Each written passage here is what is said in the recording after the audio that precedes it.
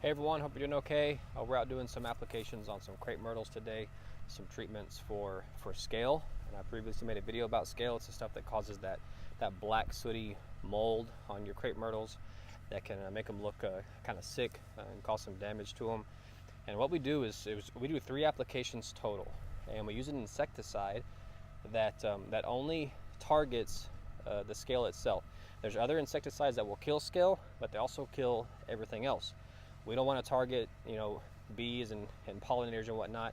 We only want to target the scale. So we use a product called Xylam, and that only targets the scale. And our first application is what we're doing here is a foliar application. We completely drench the tree, top to bottom, every crack crevice. We cover the tree completely with this product. And then 2 weeks later, we come out and we do the same thing again, same product, and we cover the tree again, top to bottom with a foliar spray.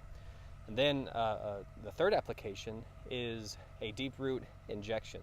We inject the same product, Xylam, into the root system of the tree. It's absorbed into the root system, dispersed throughout the tree, and that's going to give you some longer term coverage from these insects. Now, if you don't have an injector, which you probably don't, then you're going to have to use the drench method, which is basically mix up the product, pour it around the base of the tree, and it's going to soak in, and it's going to be effective for you. It's not as fast or effective as the injection, but it will work. So that's what we do. That's our process. A couple of things to keep in mind. One, the more mature these insects get, the harder it is to kill them. So the sooner the better. Get out there, check your trees. If you have that sooty mold, make sure you get this application done.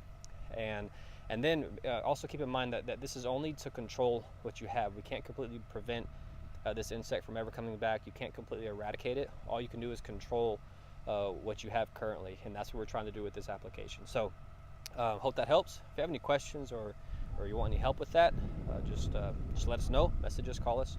We'll be glad to help you any way we can. Thanks.